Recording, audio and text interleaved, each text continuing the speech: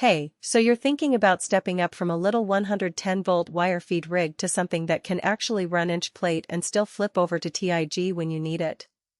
I get it, you don't want to drop $1,000 on a Lincoln or Miller only to find out you're mostly welding 18-gauge sheet metal and a 250-amp machine feels like overkill. That's exactly the spot I was in last winter when I picked up the Forney 415 250MP Pro. Link is in the description if you want to check the product details on Amazon.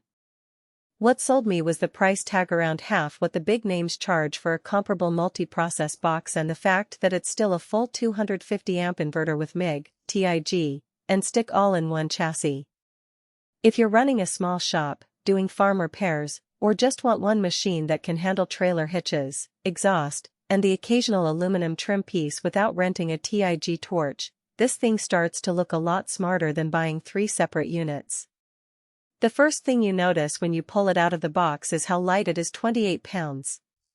That's not just because it's plastic on the outside, the inverter board is genuinely compact. I tossed it in the back of my pickup next to a spool gun and a bottle of argon without worrying about the tailgate collapsing.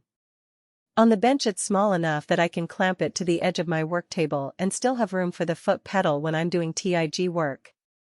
The front panel is straightforward: big analog meter for amps, a 2-knob setup for process and wire speed, and a clear switch between MIG, TIG lift start, and stick. No touchscreen, no Wi-Fi, no firmware updates, just knobs you can adjust with gloves on. That's either a feature or a deal breaker depending on how much you like menus. Where this machine actually earns its keep is on the jobs that would normally leave you swapping machines every 20 minutes. I ran a 60-pound spool of ER70S6 through a 12-pound spool gun to weld a inch-thick steel frame for a gooseneck trailer. The 250-amp ceiling let me run 28 volts at 300 IPM without the arc getting choppy, and the burnback control kept stubbing clean. Then I switched to 331 stainless and ran the same spool gun with 90/10 gas, no burn-through on 14-gauge sheet, and the puddle stayed put even when I dragged the gun. The lift start TIG side is basic but honest: you get a foot pedal, a gas solenoid, and a lift arc that actually starts without sticking. It won't replace a dedicated TIG machine for thin aluminum or pulsed welding, but for stainless exhaust, bike frames, and mild steel repair it's more than adequate. Now, the trade-offs. The duty cycle is 20% at 250 amps, which means you're talking about 2 minutes of welding followed by 8 minutes of cooling if you're pushing the pedal to the floor. If you're mostly doing light fabrication or automotive work under 180 amps, you'll never notice. But if you're running continuous inch plate or doing production work, you'll want to budget for an extra bottle of argon and maybe a small fan pointed at the back.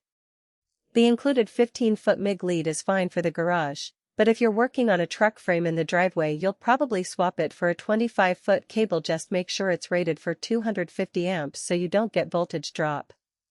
Another thing that caught me off guard was the lack of a spool hub inside the case. You get a little plastic bracket that clamps onto the side, but it's not a full swing-out arm. If you're using 4-inch or 8-inch spools, you'll need to rig something up or buy the optional side mount. Also, the ground clamp that ships with it is the cheapest piece of stamped metal you'll ever see. Upgrade to a 50-amp clamp if you value your work. So who should buy this? If you're a weekend warrior, a farmer, a DIY fabricator, or a small shop owner who needs one machine to handle MIG, TIG, and stick without breaking the bank, this is a solid play. It's also a great second machine for a shop that already has a big dedicated TIG unit but needs a portable MIG/stick workhorse for outdoor jobs. Who should skip it? If you're welding aluminum regularly, you'll want a spool gun and a machine with dedicated aluminum settings. This one can do it, but it's not optimized. If you're running continuous high-amp work or you hate fan noise, look elsewhere. And if you need a machine that can pulse or run advanced waveforms, the big brands are still the safer bet. Bottom line, the Forney 415 250MP Pro gives you 3 machines in one package for less than the price of a single high-end MIG. It's not perfect.